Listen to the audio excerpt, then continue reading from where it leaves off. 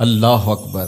ان پڑھ اور غریب ماں کی یاد میں انہوں نے بڑی خوبصورت باتیں لکھی۔ کہا عالی نسب ہوٹلوں میں کھانا کھانے میں وہ سرور کہاں جو چولہے پر بیٹھ کے ماں کے ہاتھوں سے پکی ہوئی چپاتیاں کھانے میں۔ عالی جناب، حضرت صاحب، قبلہ عالم، کیا کیا لفظ بولے جاتے ہیں اسٹیجوں کے اوپر، لیکن ان لفظوں کا وہ نشہ نہیں ملتا جو ماں کی زبان سے اوئے ببلو اور اوئے مٹھو میں رکھا ہوا۔ ماں جب یہ کہہ کے پکارتی ہے تو لگتا ہے کہ سارا پیار سمٹ کے ماں کے لہجے میں آ گیا ہے، لفظ نہیں ہے، ماں کے منہ سے شہد ٹپک رہا۔ ماں جب بولتی ہے تو اس کے لہجے میں جبریل بولتا ہے۔ ماں جب مسکراتی ہے تو لگتا ہے جنت کی ساری کلیاں کھل اٹھی ہیں۔ ماں جب پیار سے دیکھ رہی ہوتی ہے تو لگتا ہے عرش سے رحمتیں اتر رہی ہیں۔ اللہ نے ماں کے سینے کے اندر وہ محبت، وہ تڑپ رکھی ہے، وہ ایک کائنات رکھ دی ہے الفتوں کی، کہ جس کا نعم البدل کیا بدل بھی موجود ہے۔ وہ پیار رکھ دیا، وہ درد رکھ دیا، وہ درک رکھ دیا، وہ الفت رکھ دی ماں کے سینے کے اندر۔ ایک شاعر ہوا تابش، اس نے ماں کے پیار کو کتنے خوبصورت پیرائے میں بیان کیا۔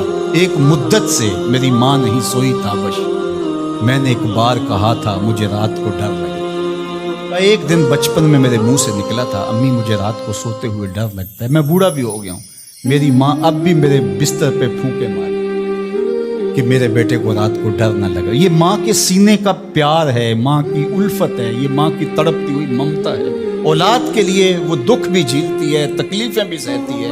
غریب مائیں لوگوں کے گھروں کے برتن بھی مانجنے پڑے تو اس سے بھی گریز نہیں کرتی۔ شہر میں آ کر پڑھنے والوں بھول گئے ہو کس کی ماں نے کتنا زیور بیچا ہے۔ اس لیے ماں کی کمی انسان بڑھاپے میں بھی محسوس کرتا ہے۔ کبھی ایسا نہیں ہو سکتا کہ انسان کہے کہ کوئی بات نہیں، اب میں بڑا ہو گیا، مجھے ماں کی کمی محسوس نہیں ہوتی۔ بوڑھا بھی ہو جائے انسان جو ہے وہ سب سے اونچے منصب پر بھی بیٹھ جائے، میں اور آپ کیا، میری اور آپ کی حیثیت اور اوقات ہی کیا۔ امام الانبیاء حضور ختم المرتبہ صلی اللہ علیہ وآلہ وسلم حجرہ نور سے نکلے اور جو ہی حضور نبی رحمت صلی اللہ علیہ وآلہ وسلم مصلی پر تشریف فرما ہوئے تو حضور کو دیکھ کر کے تمام صحابہ ادب سے کھڑے۔ جو ہی یہ امٹتا ہوا پیار دیکھا تو حضور کی نظر پلٹ کے کئی سال پیچھے چلی گئی اور ابوا کی وادی میں اپنی ماں کی قبر پہ کھڑا ہوا اپنے آپ کو پاتے ہیں۔ اور پھر ایک جملہ کہا، الحاوی للفتاوی کے اندر امام سیوطی نے اس کو بڑی تفصیل سے لکھا ہے کہ چشمان رحمت سے آنسو ٹپکنے لگے اور حضور مصلی پہ کھڑے ہو گئے اور فرمایا لو ادرکت والدی او احدہما، کاش آج میرے ماں باپ زندہ ہوتے یا کم از کم میری ماں ہی زندہ ہوتی اور میں لوگوں کو نماز پڑھا رہا ہوتا، وَأَقْرَأُ فِيهَا بِفَاتِحَةِ الْكِتَابِ، اور اس میں سورہ فاتحہ کی تلاوت چل رہی ہوتی۔ پھر میری ماں کو میرے ساتھ اچانک کوئی کام یاد آ جاتا، وہ دروازے پر آتی اور چلمن سرکاتی اور مجھے بیٹا کہہ کے آواز دیتی۔ فرمایا لوگوں نماز چھوڑ کے پہلے ماں کے پاس آئے۔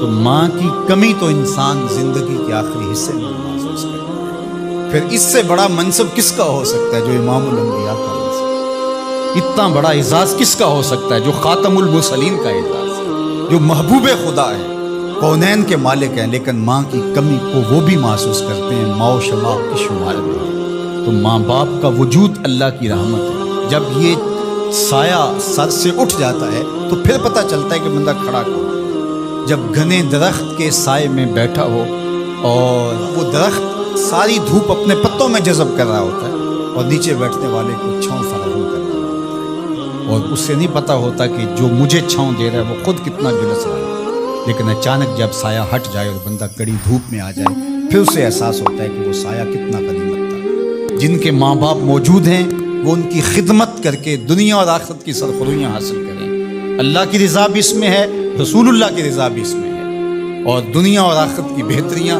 اسی کے اندر پنہا ہیں کہ ماں باپ کی تکریم بجا